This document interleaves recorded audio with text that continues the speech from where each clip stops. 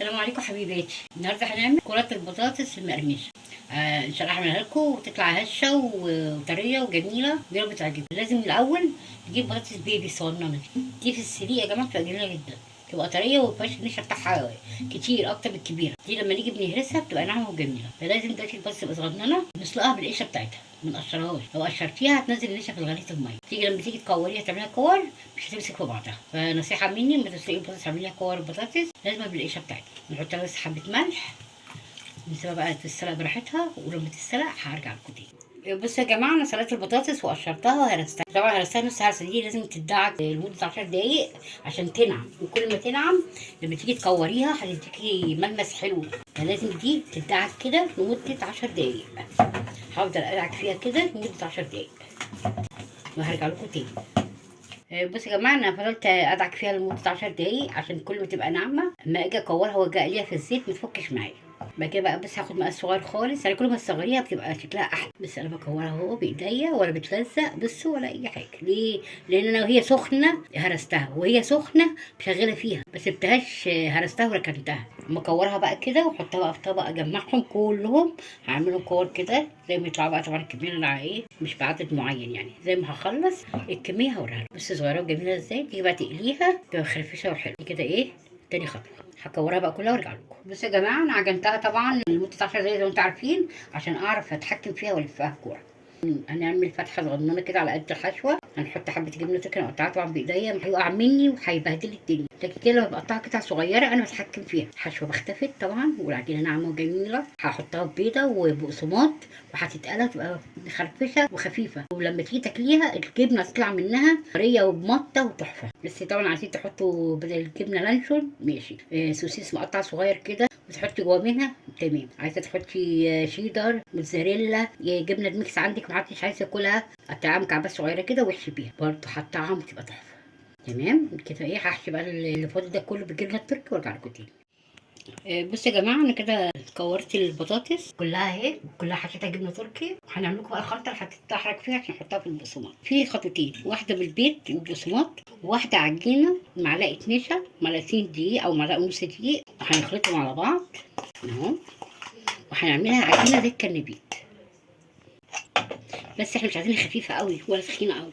يعني لما نحس ان هي ايه القوام بتاعها حلو كده هيمسك في البطاطس. حاولت اعمل الخطوه دي معاكم قدامكم عشان برضو ايه اللي ما يعرفهاش يتابعني خطوه بخطوه. معلقه نشا، معلقه ونص دقيق، وفكها بحبه ميه عاديه خالص من الحنفيه. بصوا يا جماعه، النعمه بقت حلوه اهي، ودي التخانه بتاعتها مظبوطه. دي اللي هتمسك في البطاطس. حط لها بس حبه ملح صغيرين عشان بس تبقى ايه طعمها حلو. وكده العجينه بتاعتنا جاهزه. هنلف بقى قدام منكم ادي بالبيض بس الملح.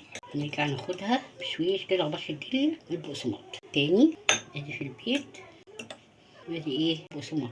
ما تديش ايدك فيها لما تحطي لها بقسماط وتضمني ان هي مسكت في البقسماط، عشان لو حطيتي ايدك دلوقتي وهي فيها البيض هتتفرتك وهتتفك منك. خلاص انا كده ضمنت ان هي في البقسماط. اجي اعمل بقى حركه حلوه كده معايا الطبق، ترشله كده بقسماط عشان تضمني ان كل حته في البطاطسايه فيها بقسماط مش هتفك منك. دي كده فرشه للبطاطس. التانية اللي انا حطيتها برده اهي، دي اللي بالبيض والبقسماط. ما مديش ايدي فيها لغايه ما احس ان هي مسكت في البقسماط عشان ما تتفكش مني. دي اهي، دي البيضه دخلها فيها جوه كده مش هتخسر اهي. حط لها بقسماط عشان اضمن ان كل حاجه فيها بقت بالبقسماط ما تتفكش مني في القليه. دي كده ايه بيض وبقسماط. طب نجرب بقى العجينه اهي. ما اقعدش الف بايدي البطاطسايه، احط عليها بالليو اهو بالمعلقه عشان اضمن ان هي غطست في الدقيق. والعجينه اللي انا عاملاها الحلوه دي الهشه واحطها هنا، وارجع واحده كمان عشان تبقوا شايفين معايا كل الخطوات. بالمعلقه كده احط عليها، ما امسكهاش بايدي، طلعها بالبقسماط. ادحرجها بقى في البقسماط برده، ما مديش ايدي عليها. بمجرد ما احس ان اتغمست بالبقسماط امسكها اهي برده، ارشها بقسماط كده اضمن عشان اعرف ان هي مسكت فيها البقسماط. كده دي بالعجينه ودي بالبقسماط. تاني اهو العجينه، عجينه النشا والدقيق، حبه ميه وحبه ملح وخلاص. النشا بقى بيديها هشاشه وبيساعدها انها تحمر يبقى لونها ذهبي وجميل كده. دول دقيق ودول بالبيض والبقسماط. وهخلص الكميه كلها وارجع لكم.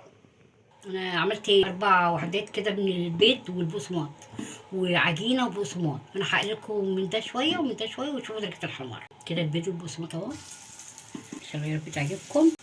وادي 2 عجينه وسكر. اوريكم بس ايه الشكل ايه، وبعد كده هعمله كله. بصوا طبعا اللي بالبيت احمرت قوي لان البيت ما بيستحملش درجه الحراره، بتأثر تحمر. بس حاجه خفيفه وزي ما عملنا في الكرنبيط كده، برضو حاجه جانبيه جنب الاكل، او بالليل مثلا احنا عايزين نتعشوا ومكسرين يعني نعمل اكل، هتقلي واحدتين وهتحطي حبه جرجير وحطي بقى واحدتين من البطاطس دي وكل بقى، هتاكلي احلى بطاطس مقليه. والجبنه تبقى سايحه فيها بقى، وخيال يا جماعه خيال. انا جربتها والله بكل الوصفات، مره بلحمه مفرومه بس ما كانتش قوي، لكن بصراحه عجبتنا اكتر بالجبن. الجبنه بتسيح فيها في قلبها، تيجي تاكليها تبقى طريه بقى، والجبنه مطه فيها كده خيال. جنبيها بقى شويه كاتشب كده ولا حاجه، عيشوا يا جماعه عيشوا، اكل سخن، اكل الشتا الجميل. وبعدين بس متاخدش وقت لان طبعا البيض حساس ما بيتحملش الحراره، النشا بيخليها بصي لونها ذهبي جميل، وفي نفس الوقت ما بتتحملش برضه الاتنين. بس اهم حاجه عندي درجه الحمار، يعني اللون بتاعها جميل. بتفيها بقى كل جنب كده، يعني انا كنت عايز حابه ابططها ولا بس ايه، يعني المدوره تبقى شكلها في التحمير اجمل. يعني شوفوا الجنب هي يعني طبعا هي اتحمرت لكن الجنب نايم، هروح الفها ايه على جنبها، تاخد التحميره الحلوه على جنبها اهي، تبقى ايه محمره من كل ناحيه. بصوا يا جماعه انا خدتها بصي اللي هي بيض وبصمات من ناحيه، واللي هي العجينه اللي عملناها الحلوه الهشه نشا ودقيق ناحيه تانيه لوحدها، عشان طبعا ايه الاتنين هيبقوا نفس الجمال. بس سبحان الله دي لها طعمها ودي لها طعمها، البيض بيدي طعم والدقيق والنشا بيدي طعم تاني خالص. اللي حابب يعمل ده يعمل، اللي حابب يعمل ده يعمل كده. ايه انا هطلعها واوريها لكم في التقديم. بصوا يا جماعه ده البطاطس بعد ما استوت، بصوا هشه بقى وتحفه تحفه تحفه. بتاعها بقى الجبنه سايحه منها. بصوا يا جماعه الجبنه، بصوا الجمال، يا سلام بقى تغميسه كده بقى ايه. انا بحب الكاتشب يا جماعه والمايونيز، دقي بقى الجمال والله تحفه تحفه مع القرمشه. سامعين؟ يا رب بقى كانت محسن تعجبكم، ولو عجبتكم ابعتوا لي لايك وشير، ويا ريت تعليقات كده حلوه منكم، وقولوا لي تسلم ايديك يا ام حسام. يلا حبيباتي، السلام عليكم.